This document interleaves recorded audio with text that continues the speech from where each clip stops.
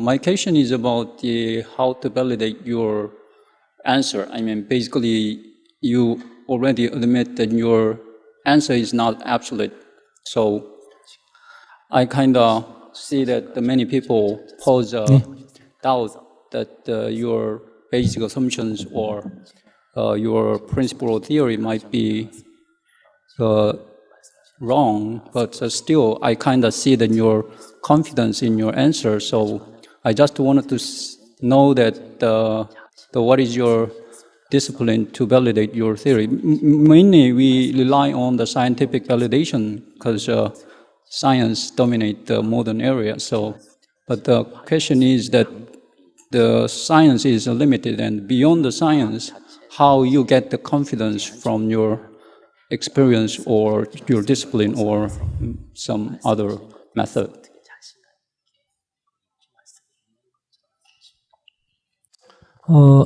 대화를 지금 하고 있는 거예요. So we're just having a conversation. 근데 스스로 생각해 봤을 때, 그렇겠다.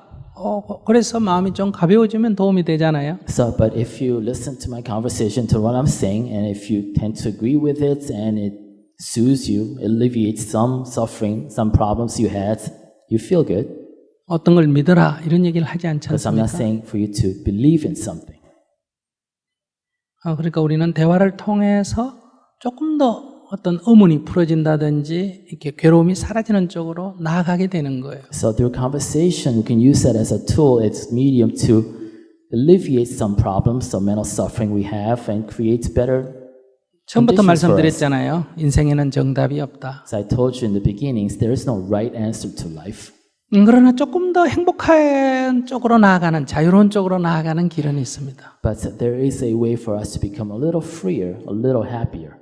여러분들 오늘 2시간 대화를 하면서 So we had this 2-hour conversation today. 조금 나은 쪽으로 갔다면 If you allowed yourself to move in a more positive direction somewhat, 효과가 있는 거예요. then it was effective.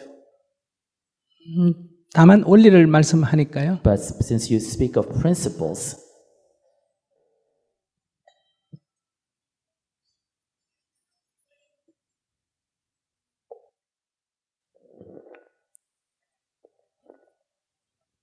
제가 잠깐 여기서 말씀드리겠습니다. I'll speak from here.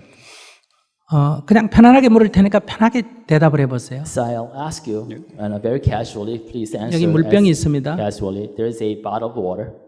여기 컵이 있습니다. There's this cup right here. 여기 뚜껑이 있습니다. And there's a lid to that cup. 제가 이 컵에 대해서 먼저 So I'm 질문하겠습니다. going to ask you a question about this cup. 자, 물병과 비교해서 So compared to the bottle, 이 컵이 큽니까 적습니까? is the cup larger or smaller? 작습니다. Smaller. 네, 영어로 해주세요. 예. 그럼 이 컵이 이 뚜껑과 비교했을 때 Compared to the lid, 컵이 큽니까 적습니까? is the cup smaller or larger? Small. 이 컵이 적어요? Large. Sorry. 예, 크죠. 그러면 한 번은 컵이 적다고 말했고 한 번은 컵이 크다고 말했습니다. So you looked at the same object and you said once it was smaller and you said it was larger the other time. 그러면 제가 이 컵 하나만 딱 가지고 얘기를 묻겠습니다. So if I ask you a question, with this cup in isolation, 이 컵은 큽니까 적습니까? is that cup large or small? Then I may ask you pose a wrong question.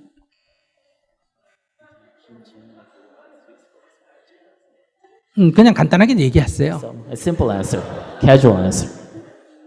Yes, but 머리가 너무 많이 굴리지 말고 You think too much. 그냥 간단하게 이게 큽니까 적습니까? Just a simple question to a simple answer. I don't have an answer. 이것도 몰라요. So you don't even know that? 우리가 선하다 악하다 하는 것은 옳다 그르다 하는 것은 인간의 주관적이다 이걸 우리가 보통 받아들입니다. So when you make a value judgment of something is good or evil, or something is bad or good, or correct or wrong, we know that it comes from a subjective human perspective. 그러나 크다 작다 길다 짧다 무겁다, 가볍다, 이것은 객관적이라고 생각합니다. But when we speak about physical measurements about weight, whether something is heavy or not, something is tall or small, something is big or small, large or small, we think those are objective measurements. 근데 사실은 그것도 객관적이라고 말하기가 어렵습니다. But actually, it's very difficult, even for physical measurements, to say that they're objective measurements. 이 컵을 가지고 크다고 할 때, So when we say this cup is large, 이 병과 비교해서, 이 뚜껑과 비교해서 큰 거예요. it's only large compared to the lid. 이 컵이 적다고 할 때도 When we say this cup is small, 이 물병과 비교해서 적은 것입니다. it's relative to the bottle.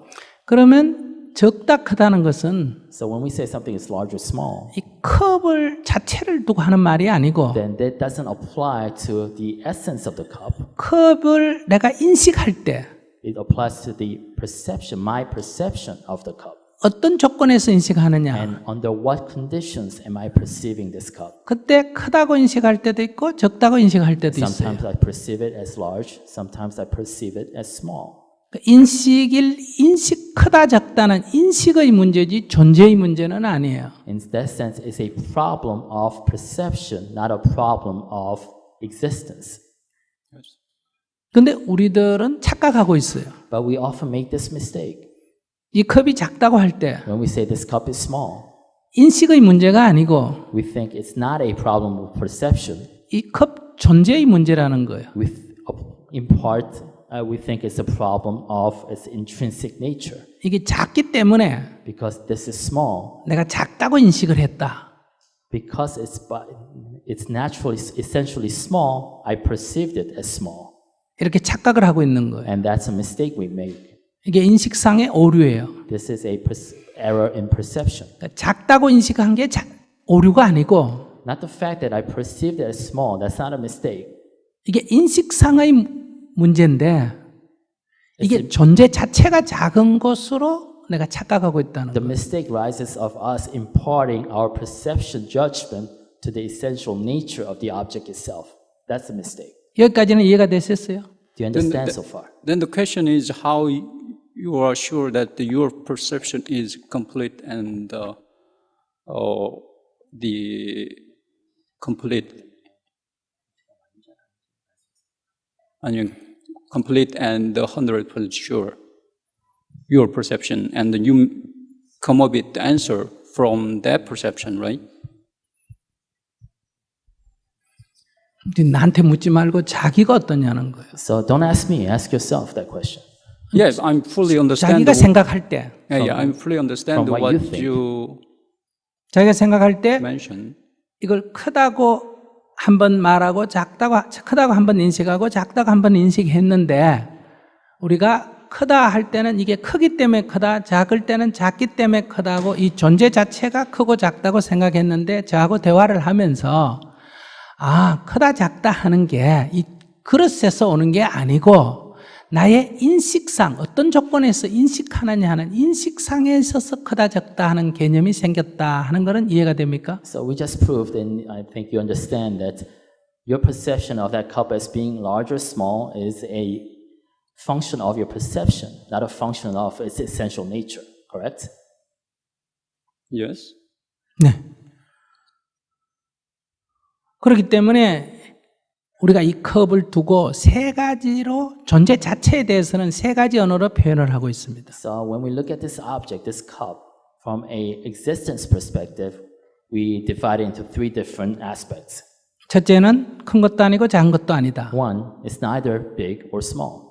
이거는 상대적 인식의 언어를 빌려서 설명하는 방법이에요. So size is just a terminology that we borrow from language to explain relativity. 두 번째는 이것은 그것일 뿐이다 이렇게 인식하는 거. Second, to perceive it as is, 다만 그것일 뿐이다. just as is. 세 번째는 이것을 철학적 언어로 공이라고 말합니다. And third, from a philosophical terminology, we call that emptiness. 공이라는 것은 아무것도 없다는 뜻이 아니라 And emptiness doesn't mean a lack of things. 우리들이 사물을 인식할 때 그 인식을 객관화시키는 건데 그 객관화시킨 것은 사실이 아니다. 이런 얘기예요. So what emptiness refers to is that when we perceive something, we seek to objectify that perception as being absolute. But we have to recognize that perception is relative to the conditions under which we perceive.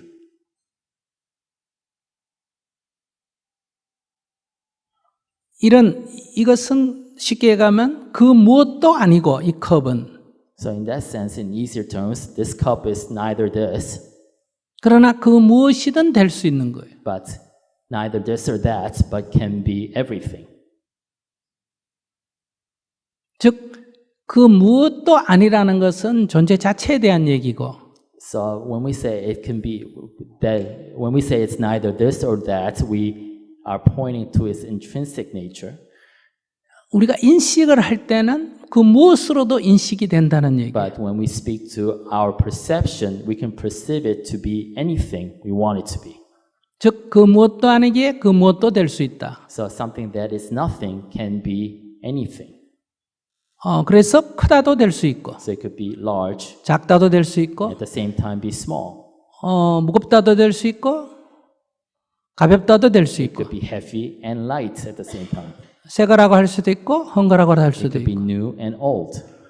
컵이라고도 물잔이라고 할 수도 있고 술잔이라고 할 수도 있고 It could be a cup for water or cup for drinks. 이러한 존재의 성질 밑에서 이런 대화가 오가는 거예요. So it is based on this fundamental nature of such objects that we are having this conversation. 어떤 사람이 이 컵을 가지고 컵이 너무 큽니다. 나한테 이렇게 얘기하면 For example, somebody told me this cup is too large. 정말 크다고 할 수 있니? 이렇게 물어보는 거예요. Then I'm just asking, can you really say it's too large? 이거하고 비교하면 작지 않니? Isn't it small compared to this bottle? 네가 크다고 하는 것이 그것이 진실이니? So is it the truth that you're speaking when you say this cup is 이렇게 too 대화를 large? 통해서 이거 크다고 단정해서 말할 수가 없구나. So it's just recognizing, introducing possibility into that conversation. 그러면 크다라는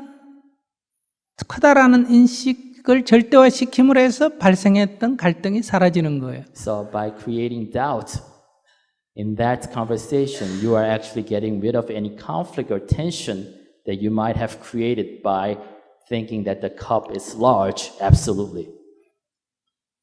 이 대화의 바탕이 거기에 그런 바탕 위에서 지금 대화가 오고 간다는 거예요. So the conversation I'm holding with you is based on that issue, that understanding we just spoke about.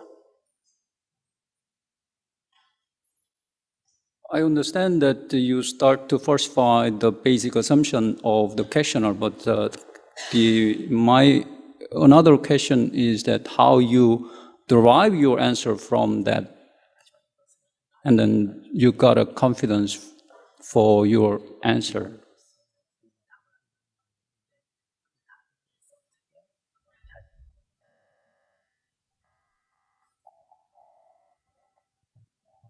지금 얘기한 것은 어떤 지식의 문제가 아니에요. So what I'm telling you is what we just spoke about is not a matter of intellectual understanding.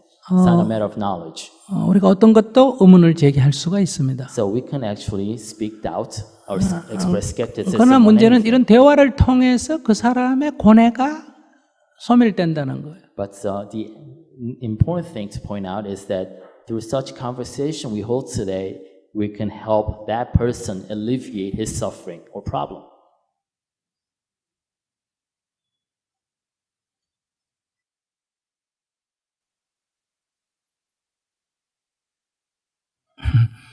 생각이 많은데요. You have a lot of thoughts. 조금 더 이제 이런 이렇게 생각으로 자꾸 어떤 사물을 보게 되면 이런 의문이 끝나지는 않습니다. But your thoughts and skepticism will not end if you continue perceiving the world or phenomenon through your intellect. 예를 들면 음식이 여러 종류가 For 있는데 example, there are a lot of different types of dishes on this table. 어느 것이 맛있을까? Which is tastier? 이건 색깔이 좋고 this color is better, 이건 값이 비싸고 this is more expensive.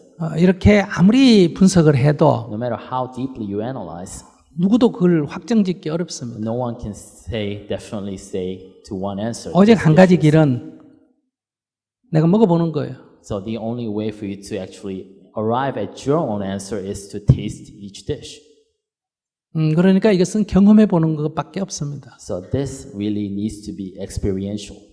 진리의 검증은 이렇게 경험을 통해서만이 최종적으로 확정이 될 수 The 있습니다. experience can be the only proof to the truth. But when it comes to some supernatural or subconsciousness, is not attainable by the experimental measurement or experience. So there might be some complicated logic to get some final tangible outcome. So that makes me uncomfortable how I can pose some logic from the phenomena. Sorry for the long question, but I 네네 괜찮아요. It's good, that's fine. 논리라는 것은 이 인식의 문제입니다. So logic is a product of your perception. 근데 인식이 이게 오류가 있다는 것을 인정해야 우리가 논리를 뛰어넘을 수가 있습니다. So you have to admit that your perception has an inherent error in it in order for you to go beyond the limitations of your logic.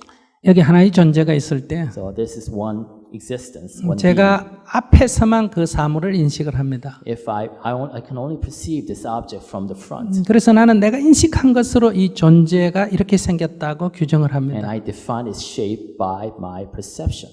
이것을 우리가 편견이라고 말합니다. And this is your preconception or 또는- your bias 또는 관념이라고 말합니다. or your preconception.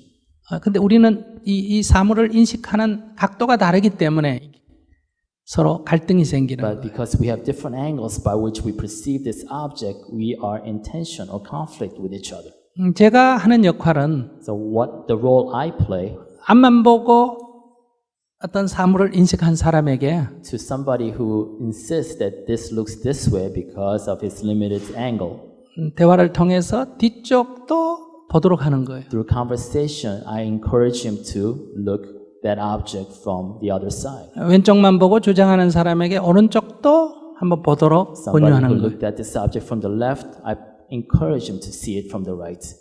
위만 보고 주장하는 사람에게 아래쪽도 한번 보게 하는 거예요. Somebody who sees it from the top down, I encourage him to see it from the bottom up. 그래서 이 사물의 전모를 파악하게 되면 To see the totality of the object. 자신의 자신의 편견이 자신의 생각이 편견이었구나 하는 것을 발견하게 됩니다. And to discover for himself that his former belief was a product of preconception. 그럼 그것을 전제로 해서 생겨난 이런 스트레스는 사라지는 거예요. And once you recognize that, any stress or tension that rises out of your limited perspective disappears when you recognize the totality of the object or the phenomenon. 그래서 이 사물의 전모를 파악하는 힘을 우리가 보통 통찰력이라고 그러죠. So insight can be defined as the ability to see the whole as a whole. 그것을 지혜라고 말합니다. And that also can be called wisdom. 그래서 우리가 지혜로서 이 번뇌를 극복할 수 있다고 말하는 That's 거예요. why we say through wisdom you can alleviate your suffering. 저는 다만 이렇게 여러분들이 질문을 하면 그 소재를 해서 이렇게 저렇게 보도록 도와주는 거예요. So all I'm trying to do in this conversation, once you ask a question, I try to encourage you and lead you to see it from other side. 저는 답을 주는 사람이 아니라 이렇게 안내해 줍니다. So I'm a guide. I don't answer your question. 그런데 스스로 이제 자기가 터득하는 거예요. And then allow you to recognize the totality yourself. I appreciate your unique interpretation and wise answer. Most of the time, I pleased with your answer. Thank you. 네.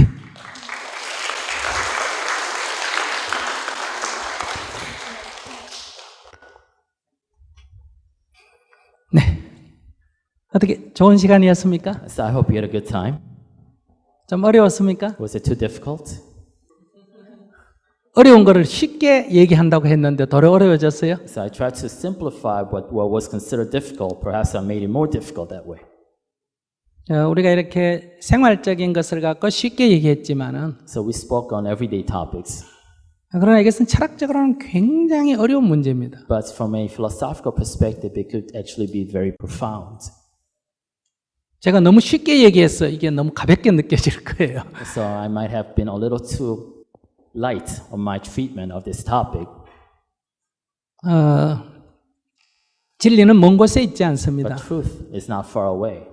우리의 삶 속에 있습니다. It is within our lives. 괴로워하고 번뇌하는 그 속에 있습니다. It is within the suffering that we feel every day. 깨달음이 먼 곳에 있지 않습니다. Enlightenment, likewise, not far 머리를 away. 깎는 데 있지도 않고요. Enlightenment doesn't come 이런 just 옷을 because you 입는 데 shave 있지도 your head 않습니다. or I wear gray robes. 늘 우리들의 마음이 작용하는 곳에 있습니다.